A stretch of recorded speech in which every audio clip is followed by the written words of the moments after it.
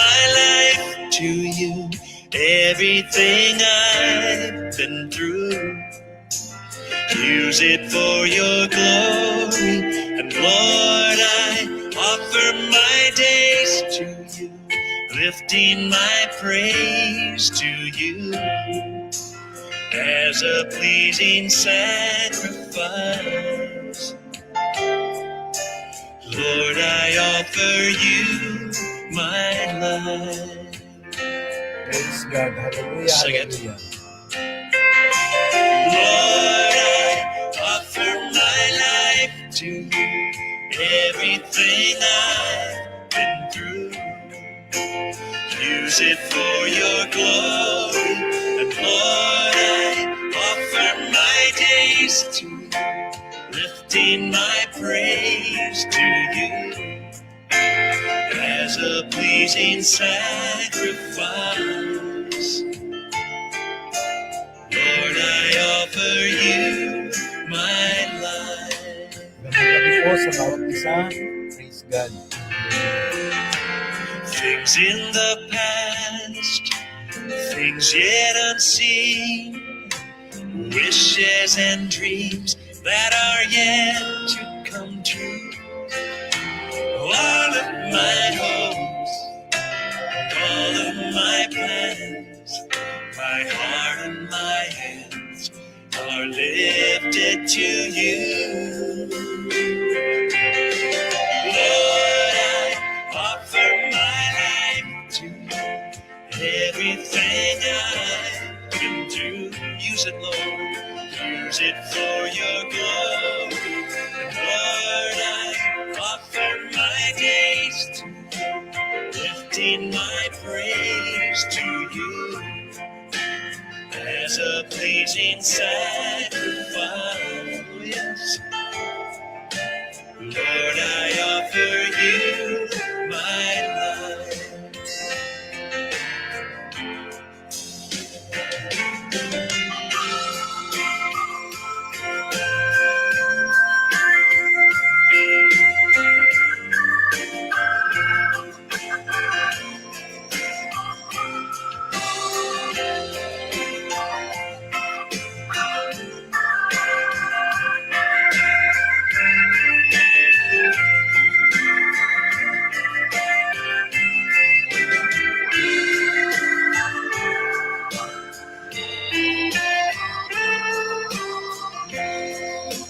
Sing it together. Lord, I offer my life to you, everything I've been through. Use it, Lord, use it for your glory. And Lord, I offer my days to you, lifting my praise to you as a pleasing sacrifice. Lord, I offer you my life. Lord, I offer you my life. Oh, yes.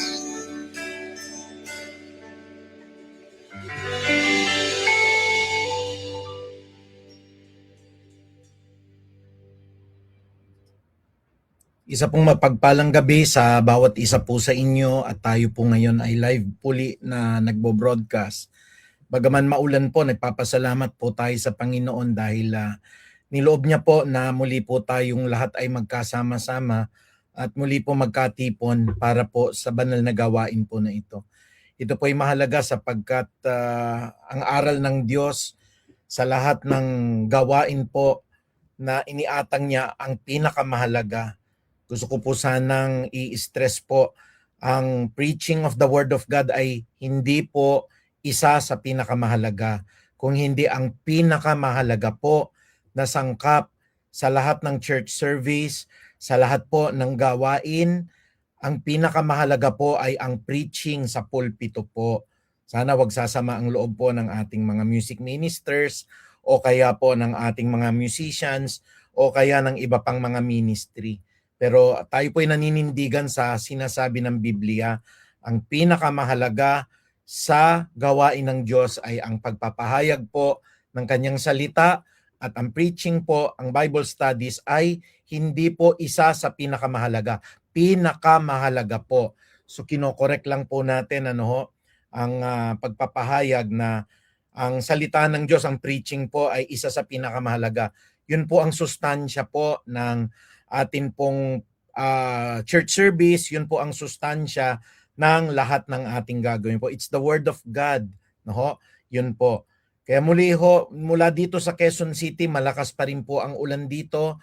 Tayo po ay lubusang nagpapasalamat dahil kayo po ay patuloy po na nakatunghay.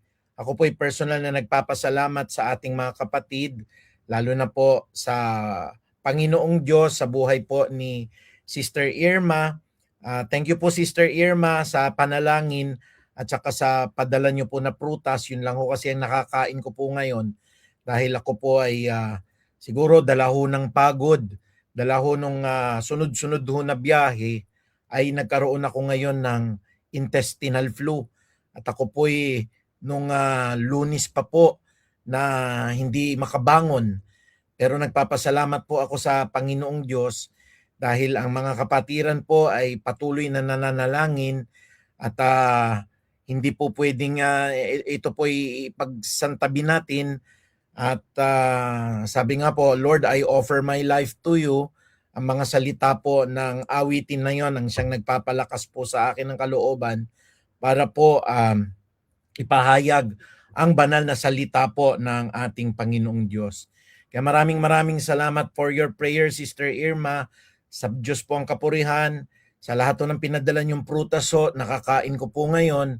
Na makakain ho kasi ng mga solid na masyadong pagkain, ibine-blender ko muna dahil hindi ho tinatanggap ng ating katawan ngayon. Pero gayon pa rin po, binabati po natin si kapatid na Jeff Pestaño, ang mga unang-una po nating mga tagabati po, at gayon din naman po lahat na naririto po. Salamat po sa buhay po ni Sister Maribel Raybuenan po. Pagpalain po kayo ng ating Panginoon. Maraming salamat po sa buhay po ni Sister Linda Soriano. Pagpalain po kayo ng Panginoon. Na-miss po namin kayo last Sunday. Maraming salamat po sa buhay ng mga kapatid, pati rin po kay Nel Raduvan at saka kay Crisel. Panalangin niyo po pastor ninyo na mabilis pong gumaling. Kay Sister Aster at kay Ate Emmy, magandang gabi po. Sana po ay maliwanag ang ating broadcasting po ngayon. Yun po, Sister Belinda, maraming salamat po. Ako naman po nakikiusap po sa inyo to include me in your prayer po dahil tinamaan tayo ng sakit po ngayon.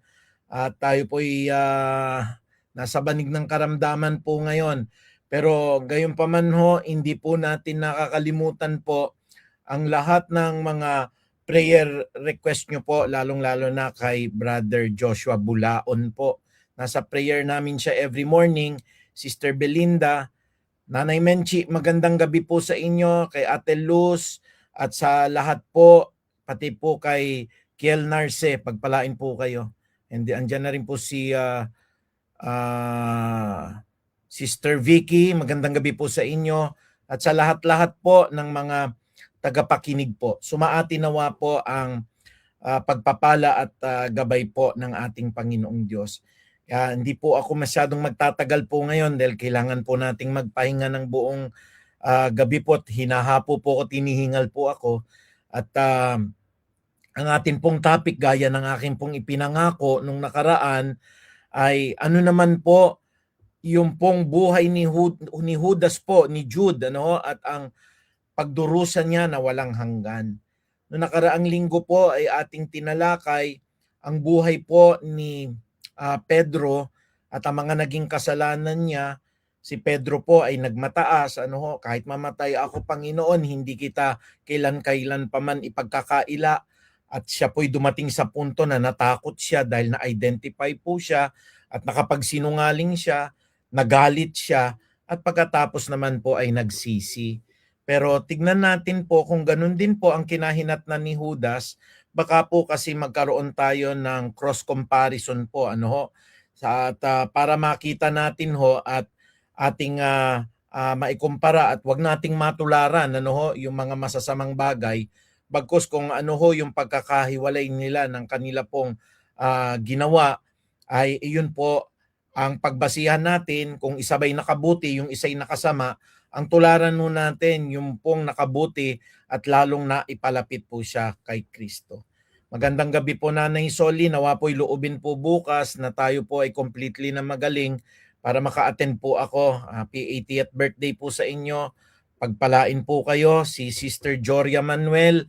Sa lahat po ng mga taga-Puray, panalangin niyo po ako. Ako po'y nagupo ngayon ng trangkaso pero hindi nagugupo sa pagpapahayag po ng salita ng Diyos. Kahit ho tayo ho ay mahina sa ngayon at mayroon pong kakulangan ngayon po ng kalakasan, ang kalakasan ko po ngayon ay walang iba po kundi ang Espiritu ni Kristo. Kaya maraming salamat po sa buhay po ng mga taga-Puray, Pastor Elmer, kay Sister Leah, sa lahat po ng Bautista family. Kayo po'y nasa panalangin ko palagi po. Kay Sister Baby, kayo po'y laman po ng panalangin po namin every morning, at sa lahat-lahat po. Salamat po. Humingi po ako ng panalangin sa inyo. Ako po'y kasalukuyan po ngayong hirap po sa pagsasalita dahil tayo po ay nasa ilalim po ng trangkaso. Kaya ako po'y nagpapasalamat. Nawa po ang Diyos po ang siyang magpagaling po at bibilisan ko lamang po yung aking pong pagba-Bible studies po ngayon. Gusto ko pong i-share sa inyo para magbigay po ng babala sa bawat isa, lalong-lalo na po sa buhay po ni Judas na nagkahiwalay sila ng nilakaran ni Pedro. Si Pedro po nagkasala, si Pedro po nakapagmataas, nakapagyabang, nakapagsinungaling, naggalit. Ngunit sa huli, nagsisi. Pero kay Judas, hindi natin po alam kung ano po yung nangyari sa kanya. Bakit po siya po'y nagkamali, siya po'y nahulog sa pagkakasala, maliban na lang ho na pag-aralan natin at i-reveal po ng salita ng Diyos ngayong gabi po. Ito po ang atin pong pag-aaralan na may pamagat po na si Judas at ang pagdurusa po na walang hanggan. Ayan. Si Judas at ang pagdurusa na walang hanggan. Gusto ko po sana natandaan po ninyo yung i-preach po natin nung nakaraan po na na linggo po, na natandaan nyo po yung nilakaran po ni Pedro. Na pagkaila niya ang Diyos, ngunit siya'y nagsisi. Ano naman ang malaking pagkakaiba nila nito pong si Judas? Ano po naging malaking pagkakaiba po nila?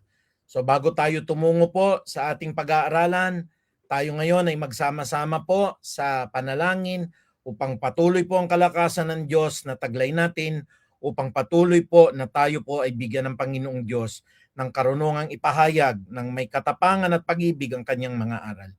Manaming makapangyarihan, ikaw po ang mangusap ngayon, Panginoon. Sa kabila po ng lahat ng karamdaman, mahal na mahal kita, Panginoong Diyos. Hindi kita po pwede pong iwan. Hindi ko pwedeng talikuran ng banal mong gawain. Kamamatayan ko po ang gawaing ito, Panginoong Ama. Ngunit, Panginoong Diyos, mananatili po ang puso ko naglilingkod sa inyo, Panginoong Ama. Kamamatayan ko po ang salita ninyo. Hindi po ako, Panginoong Diyos, magmamaliw. Hinihiling ko lamang po, Panginoong Ama, patuloy po na palakasin niyo po ako, lalo tigit po, Panginoon, kahit sa mga kaunting minuto po ngayon, maipahayag ko ang inyo pong banal na salita. Salamat, Panginoong Ama, sa inyo pong kabutihan. Ibalik niyo po ang gana kong kumain ngayon. Ibalik niyo po ang panlasa ko, Panginoong Ama. Ibalik niyo po, Panginoong Ama, ang patuloy po na kalakasan po upang makapasok na po ako sa eskwelahan at patuloy po, Panginoon, magampanan ko po ang lahat ng akin pong mga dapat lakaran. Salamat po, Panginoong Diyos. Alam ko may mga nananalangin po. Dinggin niyo ang kanilang panalangin at ako po'y nananalangin din sa kanila, Panginoon, na wag po nilang ilalayo ang kanilang pandinig sa mga aral na ito.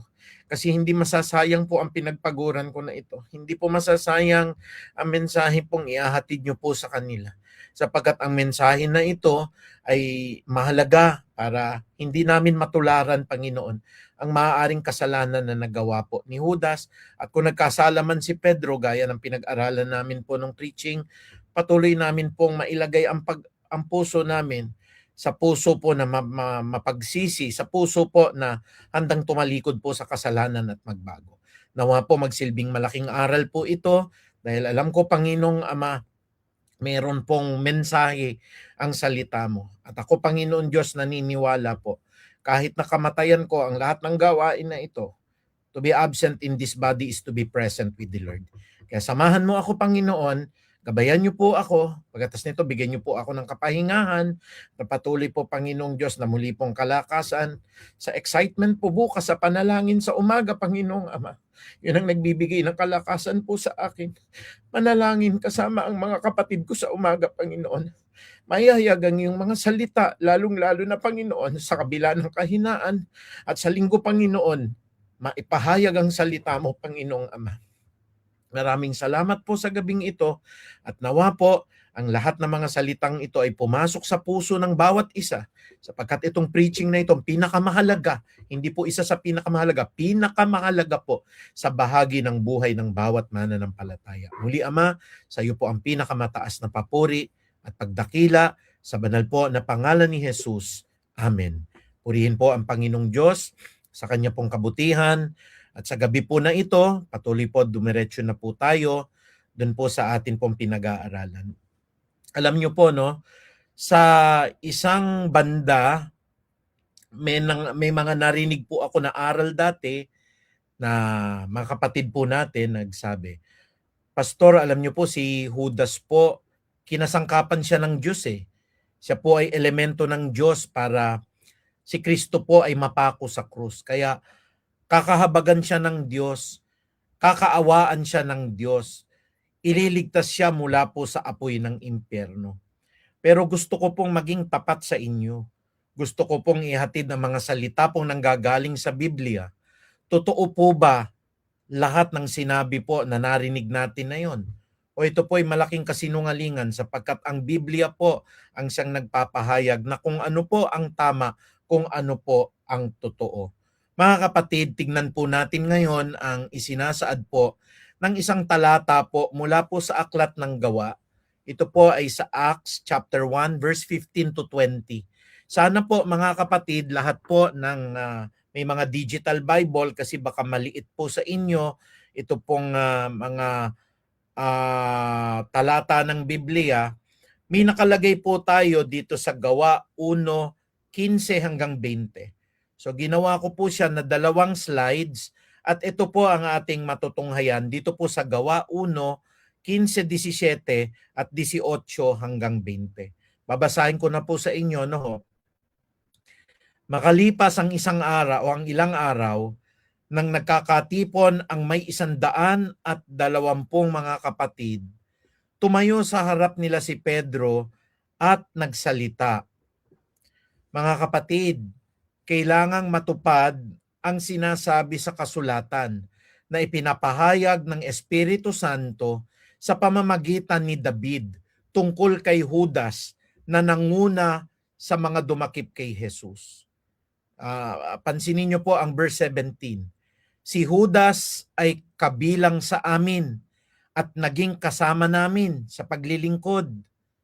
Sabi po dito sa verse 15 to 20, sa 18 to 20, ang kabayaran ng kanyang pagtataksil ay ibinili niya ng lupa at doon siya nahulog ng patiwarik at sumabog ang kanyang tiyan at lumabas ang kanyang bituka. Nabalita iyon sa buong Jerusalem, kaya nga't ang lupaing iyon ay tinawag na Akeldama, na sa kanilang wika ay nangangahulugan na bukid ng dugo. Sinabi pa ni Pedro na susulat sa aklat ng mga awit, ang tirahan niya'y tuluyang layuan at wag ng tirahan ninuman, nasusulat din, gampanan ng iba ang kanyang tungkulin. na nakalagay po sa hula. Maraming aklat na ho, mula sa aklat ng Isayas, mula po sa aklat ho ng Awit, mula ho sa aklat ng Jeremias, bago pa po dumating ang bagong tipan, na meron po talagang magkakanulo sa ating Panginoong Hesukristo. To that logic po na kung wala pastor nagkanulo, edi hindi naganap po yun pong tinatawag nating kaligtasan natin, kasi hindi mamamatay si Kristo. Kailangan may magtuturo po sa Kanya. Yun nga ho ang atin pong pinupunto rito, mga kapatid. Ano ho? Kahit na ho hindi ho si Judas yan, halimbawa ho, ang pinaka vulnerable o yung pong pwedeng magawan po ng impluwensya ng diablo, ay palagay na natin ho, pwedeng si Pedro, pwedeng si Juan, o kaya pwede pong si Nathaniel, ano ho, o sino man sa disipulo ni Kristo, pwede ho na maging sila po ay kasangkapan ng diablo para ipapatay ang ating Panginoong Hesukristo. But looking at all their lifestyle, yung kanilang buhay na nilakaran, kasi nahayag po sa Biblia na ipakita po sa mga isinulat ng mga apostol, dito natin matutuklasan po ang katotohanan. Ano po ang katotohanan? Una po sa lahat, talaga pong si Judas from the very start, hindi po siya mananampalataya. Si Pedro po, nung sinabi niya kay Jesus, kahit na mamatay ako, hindi kita pagkakatwa, sabi po ni ipagkakaila, hindi kita kailan pa man ipagkakaila, ang sabi po ni Pedro, kahit mamatay ako. Yabang po yun eh. Yun po ay kasalanan, pwede tayo ay makagawa. Pwede nating sabihin, hindi kita iiwan, Panginoon eh. Pero at the last moment po, iniwan natin ang Panginoon. Pero si Pedro ho, tunay siya na may relasyon kay Kristo. Makinig po kayo, bawat isang naririto o mga kapatid natin. Baka po tayo ay may anyo ng kabanalan, may anyo po ng pagiging espiritual, may anyo ng pagiging relihiyoso, pero hindi tayo tunay na mananampalataya. Sabi po ng Gawa 1:25, upang maglingkod bilang apostol na kapalit ni Judas. Ano daw ho ang ginawa ni Judas? Tumalikod siya sa kanyang tungkulin nang siya ay pumunta sa lugar na nararapat sa kanya. Tumalikod siya sa kanyang tungkulin. Mga kapatid, si Judas po, tatandaan nyo po, pinili ni Kristo. Si Judas po, kasama po siya nung pong binuhay ni Kristo si Lazaro. With his very own eyes, kitang-kita niya ho yun. Kasama po si Judas nung ang tubig po ay gawing alak ni Kristo. Kasama po si Judas noon pong ang bulag ay nakakita. Ang bingi po ay nakadinig dahil pinagaling ni Kristo. Ang mga pilay po ay nakalakad. At ang lahat ng inaalihan ho ng masasamang espiritu, pinalayas ho ni Kristo. Bakit ganon? Hindi pala ho tunay na mananampalataya. Kasi meron lang ho siyang anyo. Yung anyo niya, dahil kasama niya sila Kristo, kasama niya si Kristo, kasama niya ang mga disipulo, parang tila baga ang kanyang anyo ay banal. Baka po magkamali tayo. Akala po natin, ay si mama at si papa naman po ay naglilingkod sa church. At ako naman ay sumasama sa kanila every Sunday. Kaya Christian na rin ako. Iba ang relasyon ng mama mo, iba ang relasyon ng papa mo, at higit sa lahat, iba ang relasyon mo kay Kristo. Hindi ho nangangahulugan na ang nanay mo at ang tatay mo o ang papa at mama mo ay nasa church, very active sila, sumama ka lang, ligtas ka na.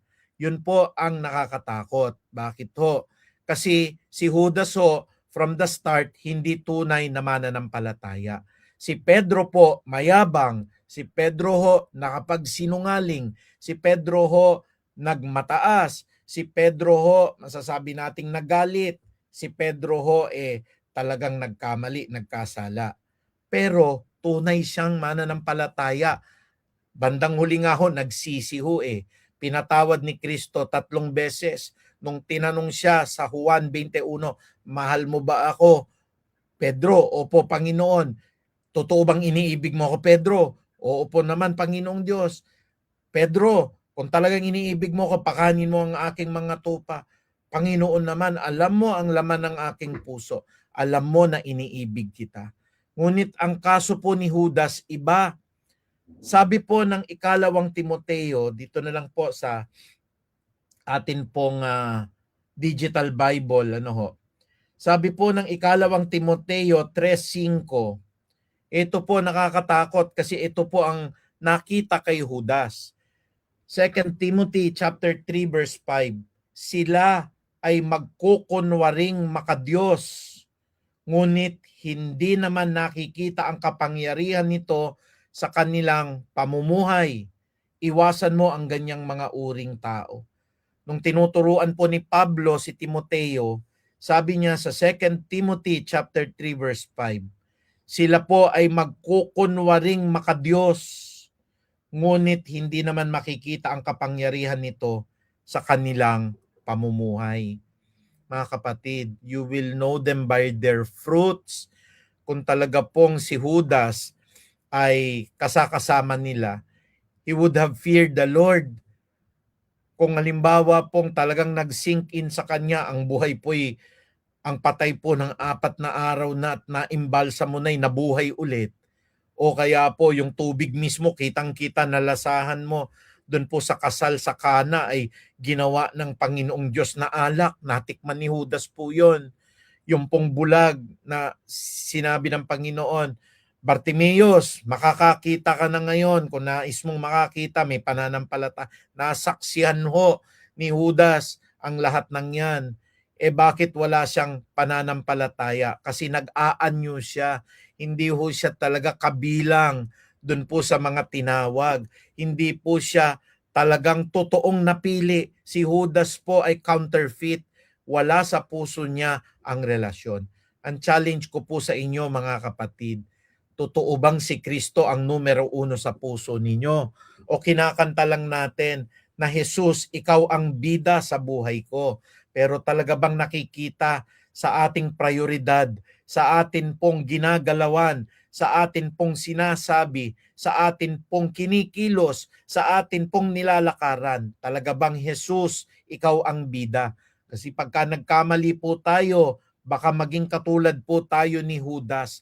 Siya po'y tumalikod sa kanyang tungkulin. Bakit? Sabi po ng ikalawang Timoteo dito po sa 3:5, sila'y magkukunwari na makadiyos, ngunit hindi naman makikita ang kapangyarihan nito sa kanyang pamumuhay. Kaya pag may mga ganitong tao, iwasan ninyo sila, ang sabi ni Pablo kay Timoteo. May anyo pong makabanal, may anyo pong spiritual, church-goer siya eh. No? Pwedeng pastor pa nga ho eh. Pwede ho siyang musician, minister, pwede po yung elder pa nga eh. Hindi natin alam kapatid. Kaya mahalaga po, tinitignan natin ano ang mga nagiging bunga natin.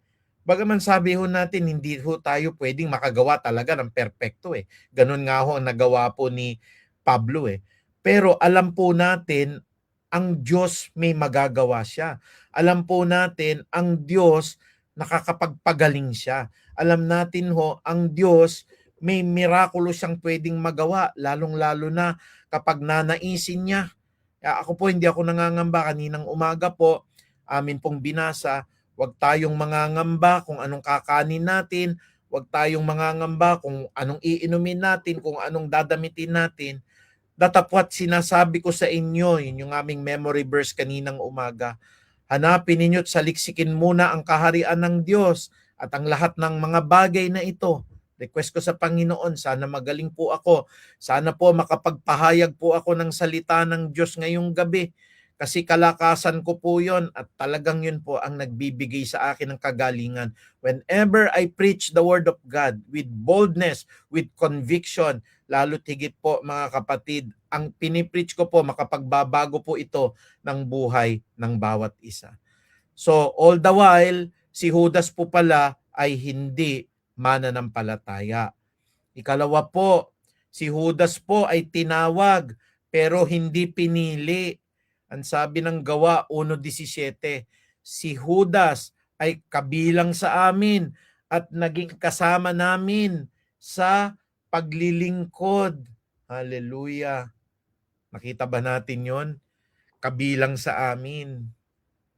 Is part of the 12 apostles. Disipulo, tinawag. Lahat ng gawain nila, sila po ay nag-breaking of the bread, nandoon po si Judas.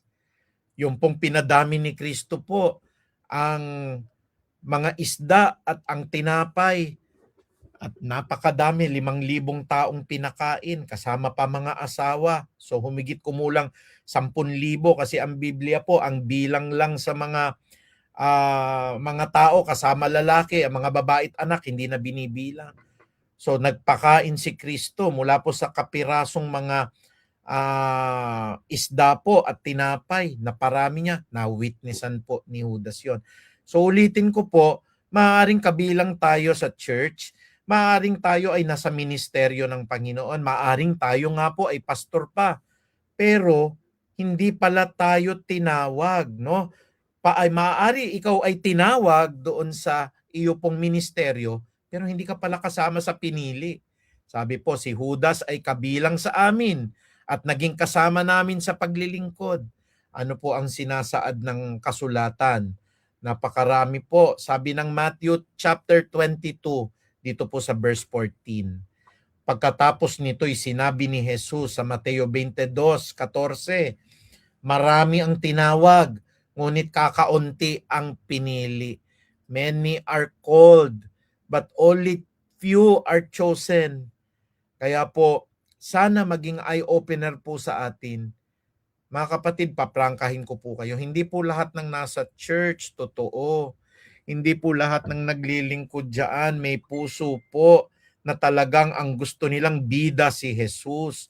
Baka po, alam nyo po, ako po ay handa na kagalitan ninyo, handa na ho ako na hindi nyo na ako pansinin, pero mas maganda na po, sabi ko po, inuulit ko kanina, kahit kamatayan ko po ito, sa sakit, kamatayan ko po, nanghihina ako, basta na ipakita ko yung pag-ibig sa inyo, na i-reflect po sa inyong pagkatao ang salita ng Diyos sa pamagitan ng kapahayagan na ito. Baka umaawit tayo, Jesus, ikaw ang bida. Pero tignan natin ang puso natin, baka yung talento natin ang bida. Baka mamaya ho, ang sabi natin, Panginoon, ikaw ang pinipreach ko, ikaw ang maging sentro ng salita ko. Pero baka mamaya po, ang sentro po, yung galing ng pastor. Baka po ang gusto niyong ipakita po ay hindi tatakbo ang church kung wala ang pera ko. Pero tignan ho natin kapatid, tama ho ba?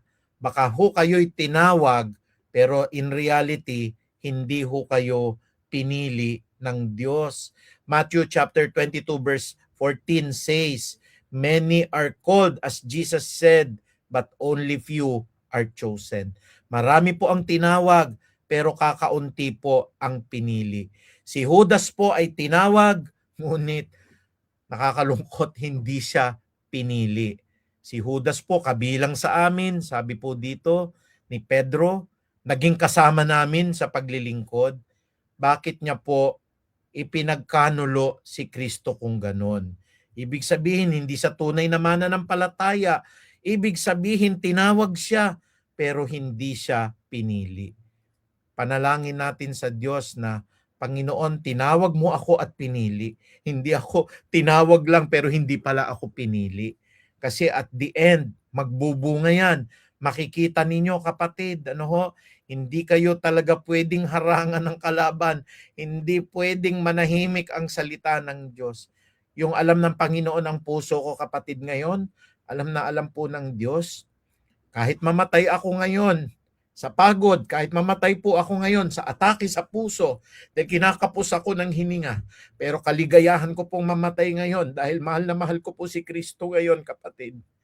Ang nagpapalakas lang po sa akin, mga panalangin po ninyo. Pero gaya ng sinabi ko po, kung halimbawang hindi ko siguro mahal ang Panginoong Diyos, hindi ko na po gagawin ito Magpapahinga po ako, pero nandoon pong kalakasan ko Kung halimbawa pagpahingay na ako ng Diyos ngayong gabi, natapos ko naman yung gawain na ito, masayang masaya na po ako sa buhay ko kung sakali po. Pero hanggat ako po'y ginagamit ng Panginoong Diyos sa pagpapahayag ng salita na ito, ginugupo lang tayo ng kalaban dahil marami pa po tayong gagawin po eh. Nandyan pa yung ating street evangelism, nakagawa na po ako ng mga programa, nandyan po yung tracts distribution, kaya ginagapi tayo ng kalaban eh, pero hindi niya ho tayo mapagtatagumpayan. Sana nasain po natin na Panginoon, tinawag mo ako at Panginoon, pinili mo po ako kasi mahalaga po, Panginoong Diyos, na hindi lang ako tinawag, kundi dahil pinili mo ako, kaya ako'y naglilingkod sa iyo. Ikatlo ho, mga kapatid, isa pa po sa napansin natin, hindi ho kasi disipulo si Judas eh. Si Judas ho, magnanakaw at saka taksil. Yun ho talaga ang katauhan niya. Hindi ho siya converted. Ang sabi ng Gawa 1:18, ang kabayaran sa kanyang pagtataksil. O, di ba? Taksil po siya. Hindi lang ho siya hindi mananampalataya, hindi lang ho siya dahil sa hindi siya napili, siya po ay magnanakaw pa at taksil. Ang kabayaran sa kanyang pagtataksil ay ibinili niya ng lupa. Doon siya nahulog ng patiwarik at sumabog ang kanyang tiyan at lumabas ang kanyang bituka. Ayan. All the while, akala po natin, nung binabasa natin, ay napaka-concern pala ni Judas kasi si Maria Magdalena, yung kanya pong alabaster of perfume po, no? Yung alabaster jar of perfume niya, kanya pong ibinuhos sa paa ni Kristo. At ang pagkatas ng ginawa niya, yung kanyang mahabang buhok ko, pinunasan niya yung paa ni Kristo. Naghalimuyak sa bango po yung pong silid kung nasa saan si Kristo. Napuna po ni Judas yun. Sabi ni Judas, sayang naman yung ibinuhos. Kahit isang buwan yan ng pasweldo, pwede sanang gamitin para mapasweldo ang mahirap. Hindi ho sinasabi ni Judas yon dahil concern siya sa mahirap. Sinasabi po ni Judas yon kasi gusto niyang nakawin sana yung perfume na yon at ibenta kasi pagkakakitaan. Tingnan niyo po ang sinasaad po, no? Hindi ho tunay na disipulo eh. Magnanakaw po talaga siya eh. Sabi po dito sa John chapter 12 verse 6. Sabi po ng Juan 12, dito po sa 6, sinabi iyon ni Judas, hindi dahil siya'y may malasakit sa mga dukha, kung hindi dahil siya'y magnanakaw. Siya ang nag-iingat ng kanilang salapi at ninanakawan niya iyon. Hallelujah. Kaya po, kapag kaho kayo sa church, nabigyan po ng pagkakataon na maging ingat yaman o treasurer, ayan po, no, katulad ni Mima, katulad po ni Sister Bernice, napakalaking reward po yan pag naging tapat tayo sa tungkulin. Pero yan din ang silo, kapatid. Pwede po tayong mapahamak dyan, papunta sa impyerno. Kasi si Judas po, siya po yung treasurer ng ating Panginoong Jesucristo. Siya yung tagapagtago po ng lahat ng kanilang gastusin. Pero ano pong ginagawa ni Judas? Sabi po ng John chapter 12 verse 6, sinabi iyon ni Judas, hindi dahil siya may malasakit sa mga dukha, kung hindi dahil siya ay isang magnanakaw. Siya ang nag-iingat ng kanilang salapi at ninanakawan niya ito. O huwag kayong ma-offend po mga treasurer at mga auditors natin ha. Pag nagampanan niyo po ng tapat sa tungkulin ang pagiging treasurer, praise the Lord. Baka po mas mataas pa ang reward niyo sa pastor. Pero kung kayo yung treasurer sa church at ninanakawan ninyo ang kaba ng bayan po o yung kaba ng Diyos, mga kapatid, sapat po yan para ang tao po ay maimpyerno. Huwag kayong matatakot mga treasurer kasi alam naman natin yung heart po. No? Pwede hong nagkamali pero iba po yung kumukupit, iba po yung nagnanakaw. All the while, ang paningin po ni Judas ay meron na po palang talukab na may takip na po yung mata niya.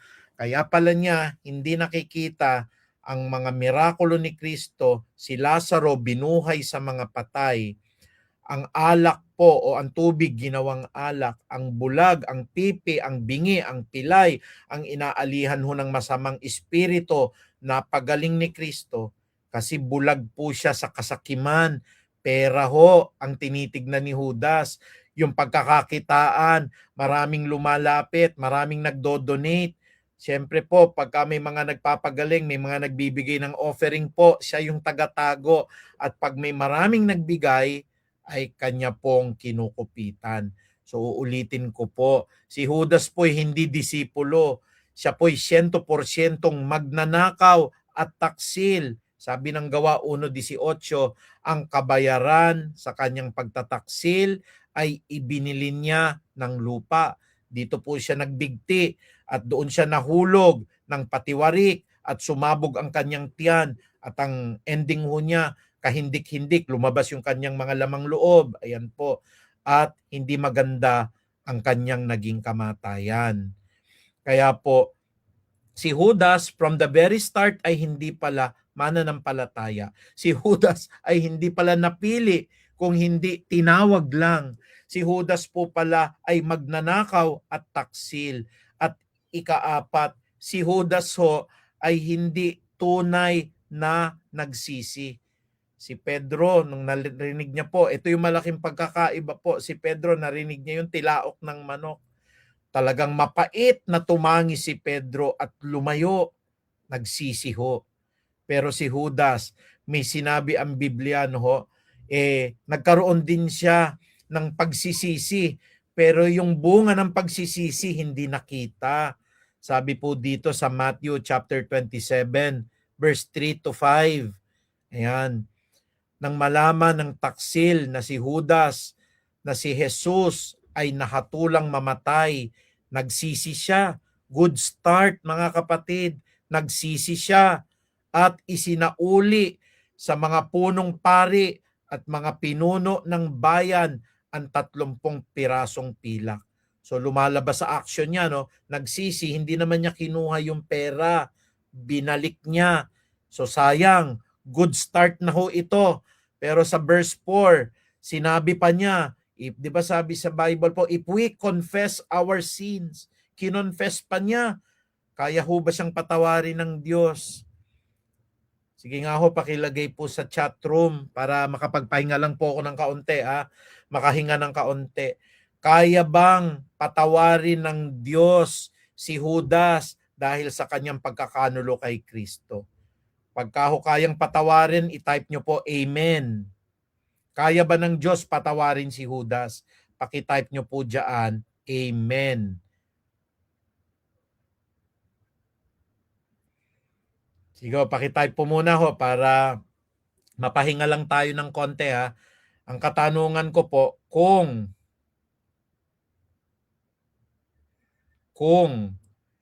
si Kristo po ay kaya pang patawarin, ay si Judas po ay kayang patawarin ng Diyos.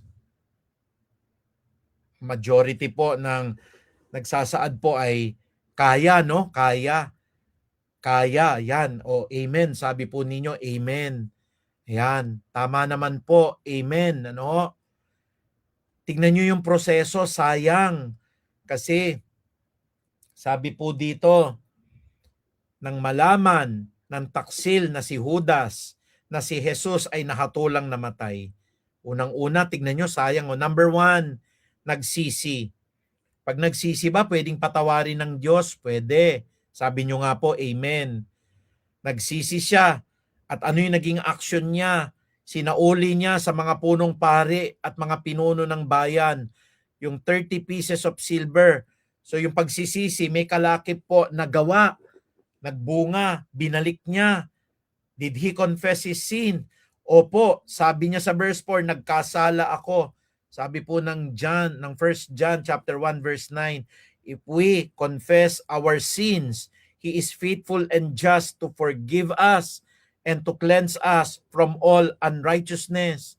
So sabi po dito, nagkasala ako, ipinagkanulo ko ang dugo ng taong walang kasalanan. Ano ang pakialam namin sa inyo? Bahala ka sa buhay mo, ang sagot nila. inihagis ni Judas sa loob ng templo ang 30 pirasong pilak at pagkaalis, nagbago ho ba siya? Pagkaalis, siya po ba'y nanumbalik sa Diyos? Pagkaalis, siya po ba'y umakap muli kay Jesus?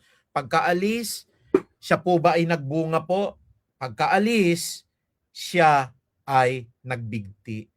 So nakita natin po, nagsisi, nagbunga yung pagsisisi niya sana, kinonfess niya yung kanyang kasalanan, nagkasala ako, pero ang kanyang tila bagang paraan ng pagsisisi ay walang iba kung hindi magbigti at magpakamatay.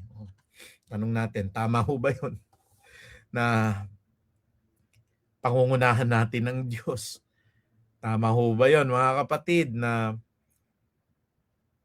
templo ng banal na Espiritu po tong katawan na ito? Dahil sa sobra po nating hindi mapatawad yung ating Diyos nga, kaya nga tayong patawarin eh.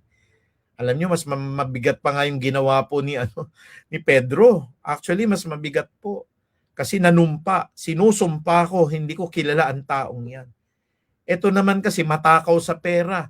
So pwede rin makita po ng Panginoong Diyos, natempt ito dahil mahilig sa pera. Pero pwedeng magsisi. Pero yung nagpakamatay po, yung nagbigti ka po, yun po yung bunga. Yun po yung bunga ng talaga pong walang pagsisisi. Kasi hindi po papatayin ng tao ang kanyang sarili, hindi niya kikitilin ang buhay niya, kasi alam din natin, aral po ng Diyos, habang may buhay, may pag-asa. How many times can we be forgiven? Narinig ni Judas yun 70 times 7. Narinig ni Judas yung aral, kung ipapahayag mo ang iyong kasalanan, tapat ang Diyos na patatawarin ka at lilinisin ka sa lahat ng iyong pong nagawang pagkakasala. Nangangaral si Kristo, sabi ni Kristo sa aklat ni Isaias, as far as the east is from the west, so far I have forgiven all your sins. Pero inilagay mo pa rin sa iyong sariling kamay ang iyong batas at ikaw po'y nagbigti, kaya talagang makikita po natin, uulitin ko po, hindi po tunay na nagsisi si Judas. Hindi po tunay na nagsisi. At ang naging consequence nun, ito na po, sabi po nung ating isang kapatid dati, pastor, I argue na si Judas po nasa langit.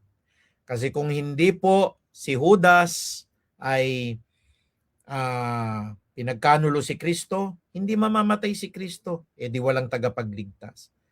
Maling lohika ho yun, kapatid. Sana yung nagsabi po sa akin nun, magsisi. Dahil, kapatid, ito po ang sabi ng scripture. Sabi po ng Gawa 1:20, sinabi ni Pedro na susulat sa aklat ng mga awit, ang tirahan niya'y tuluyan ng layuan at wag nang tirahan ninuman, at nasusulat din, gampanan na ng iba ang kanyang katungkulan. Siguro hindi naman po isusulat ito ni Pedro na sabi niyang ganon, o isa-cite ni Pedro ang nakalagay po sa propesiya ng aklat ng awit. Kung save ka naman pala, bakit sasabihin ang tirahan niya tuluyan ng layuan? Na para bang pinandidirihan po si Judas. Tapos wag nang tirahan ninuman. Save naman pala siya, bakit ayaw tirahan? Yung kanyang tinirahan dati, pinalalayo nga So yun po ang malaking lohika.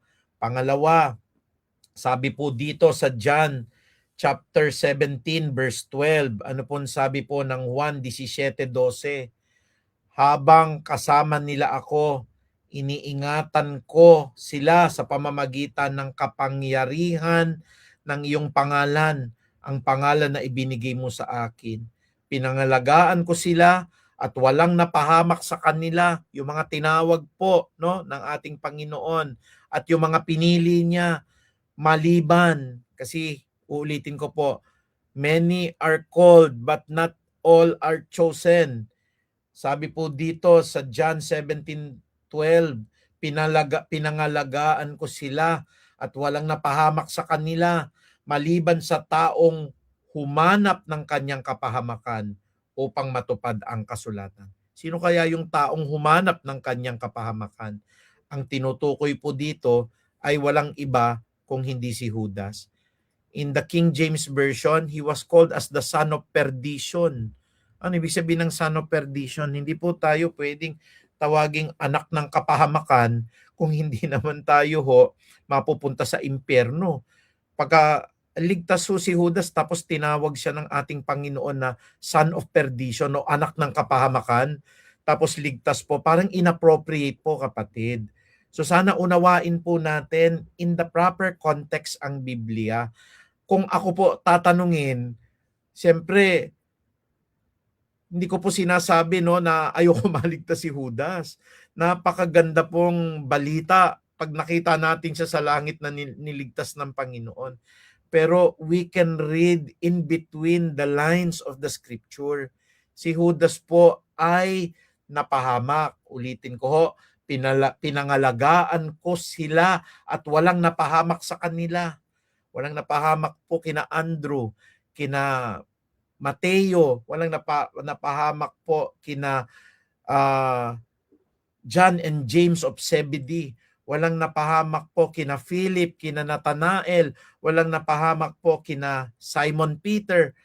Pero may sinabi po dito, maliban sa taong humanap ng kanyang kapahamakan upang matupad ang kasulatan. So very clear, sabi po nung nag-a-argue, paano matutupad ang kasulatan kung wala siya? Ito nga dahil sa kanyang pagkakanulo, natupad yung kasulatan. But it doesn't guarantee po, dahil siya ang naging katuparan ng kamatayan ni Kristo, ligtas siya. Sana unawain nating mabuti.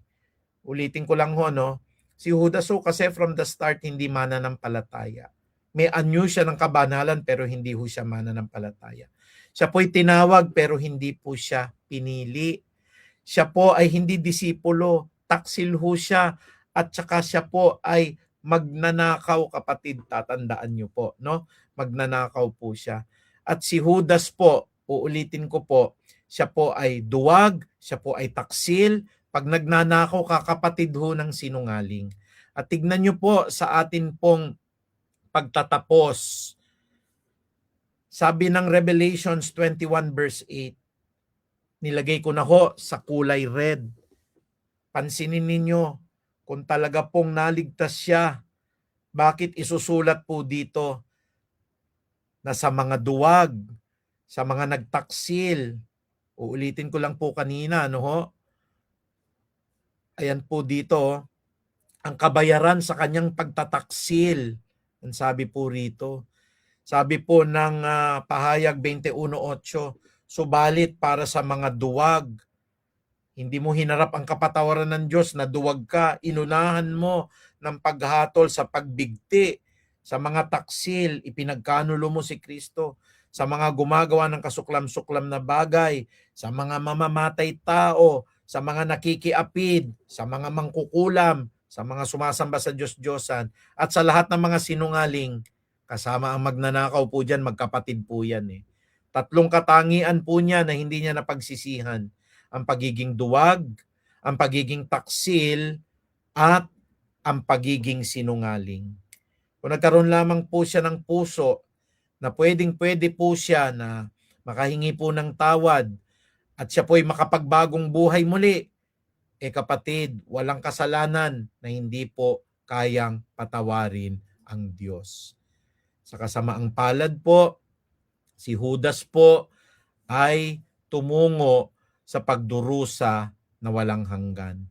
Yan nga ang atin pong pinag-aralan ngayon, dahil kaiba si Pedro tunay na mananampalataya, nagyabang, 'di ba? Tayo po bilang Kristiyano, minsan nakakapagyabang tayo. Aminin na natin, gaya ng sinasabi ko, kung minsan nauunahan tayo ng yabang, bahagi ng pagiging makasalanan.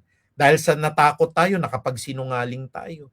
Dahil po tayo po ay dinatnan din po ng matinding galit, nakapagpanumpa tayo ng ibang kapwa. Pero nagliliwanag ang salita ng Diyos sa ating puso. Pag naliwanagan po tayo, iniiyak natin gabi-gabi, Panginoon, ako po ay nakapagmayabang kanina, nung pong meron pong tao na pinilit po ako, nagsinungaling ako sa kanya dahil ayoko pong sumama. Nung meron po akong sinasabi, ayaw pakinggan, sumigaw ako, nagalit po ako. Pero sising-sisi ako, nalinis ng Panginoon po yun. Pero yung katulad na nangyari kay Judas, pagdurusa na walang hanggan. Bakit ho? Kahit alam niya na kaya siyang patawarin ng Diyos, sabi niya po, nagsisi siya. Pagkatapos ng kanya pong pagsisisi, pinakita niya sa gawa niya, ibinalik niya yung 30 pilak. Sinabi ng kanyang bibig, nagkasala ako, ipinagkanulo ko ang isang tao na walang kasalanan. Pero tumakbo siya, nagbigti. At gaya ng pinag-aralan natin kanina, sa pagkakabigti niya, nahulog siya at sumambulat ang kanyang tiyan, lumabas pa ang kanyang mga laman loob. Hindi maganda ang kanyang naging kamatayan. Sana po mga kapatid, may natutunan po kayo, wag nating tutularan po na kabilang pala tayo sa Peace of Harvest pero tinawag ka lang, hindi ka pala pinili. Na all the while po, ang mga parents mo pala, sila pala ang tunay na Christian. Kaya ka pala nasa church kasi akala mo maliligtas ka na ang mga magulang mo ay Christian. Personal po ang pakikipag-ugnayan kay Kristo. Ang relasyon po kay Kristo ay sa pamamagitan po ng sarili mo at siya. Walang ibang taong makakatulong po sa inyo. Maski po ako bilang pastor, mananagot ako sa lahat ng aking pinahayag, mananagot ako sa lahat ng aking sinabi. Kaya kampante po ang aking kalooban kung lalakaran natin, bagaman nagkakamali tayo, na katulad ni Pedro, nagsisi at tumalikod sa kasalanan, may kapatawaran tayo po na hatid ang Diyos. Ngunit kung katulad tayo ni Judas, maipagkanuluman natin ang Diyos sa mabigat na paraan, pero pwede pa rin tayong magsisi at magbalik loob sa Diyos. Ulitin ko ho, wag nating pangungunahan po ang katwiran ng Diyos, wag nating pangungunahan ang hustisya ng Diyos. Ang pagpapatiwakal po ay hindi bahagi ng atin pong buhay Kristiyano. Ito po ay tahasang hindi po kalooban ng Diyos. Kaya sana po sundin natin ang nilakaran ni Pedro, iwaksi natin ang nilakaran po ni Judas. Mga kapatid, magandang gabi. Nilalagay ko lang po dito muna ho ang akin pong kung may question po kayo, sasagutin ko po by text na lang kung kaya. Kung may prayer request po kayo, katulad ni Sister Belinda Borlado, si Joshua ho, pinagpe-pray namin every morning po. Sama nyo rin po ako sa panalangin. After this po ay magpapahinga na po ako. Pero kagalakan po namin, mai-include po sa prayer ang mga request po ninyo. Yan po ulit yung number ko po, 0977-832-5257. 0977-832-5257. Kahit hindi kayo magpakilala, bigay nyo po yung inyo pong prayer request. Araw-araw po, nakatitiyak po kayo, nasasama po sa panalangin ang inyong mga nire-request. Sige po, hindi na po ako magtatagal. Tayo po lahat po ay mag-pray. Manaming makapangyarihan. Salamat po sa muli pong kalakasan, kagalakang maihatid po ang inyo pong mga salita. Panginoon Diyos, sa pagpapahinga ko, pagalingin niyo po ako dahil excited na naman po kami bukas para po sa umagang panalanginan. Sana po may mga mag-text, Lord, dahil kagalakan po namin na maging sandigan po ng panalangin nila sa araw-araw. Ako din naman po ay naghihingi po ng konting lambing po ngayon, Panginoon. Restore niyo po yung aking kalakasan. Bigyan niyo po ako, Panginoong Diyos, ng muling panlasa po para makakain. At sana po, Panginoong Ama, tumigil na po yung sakit po ng sikmura at ang lahat po ng mataas po na trangkaso po na lagnat na ito. Gamitin mong kasangkapan ang mga prutas na binigay po sa akin. Gamitin mong kasangkapan ang mga gamot na iniinom ko. Bigyan mo po ng kasangkapan ang mga anghel pong magbabantay sa akin at maging ang aking misis na kasalukuyang nasa Davao ngayon. Ingatan mo siya at bigyan mo po siya ng karunungan. Panginoon, excited po ako bukas for the morning prayer meeting kasi hanawa kami po ng banal na Espiritu at nawa po, Panginoong Ama, loobin mo pa rin po na magising po kami lahat bukas, magsama-sama po sa banal po na panalangin. Mahal na mahal kita, Panginoon, kung paano mahal ko po ang lahat ng pinagkatiwala mong kawan po na ito, sa iyo po ibinabalik ang pinakamataas na papuri at pagdakila. Muli po, sa banal po na pangalan ni Jesus. Amen.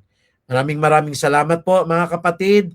Sumaatin po nawa ang pagpapala, ang gabay po ng ating dakilang Ama. Pagpalain po tayo nawa ng ating Panginoon.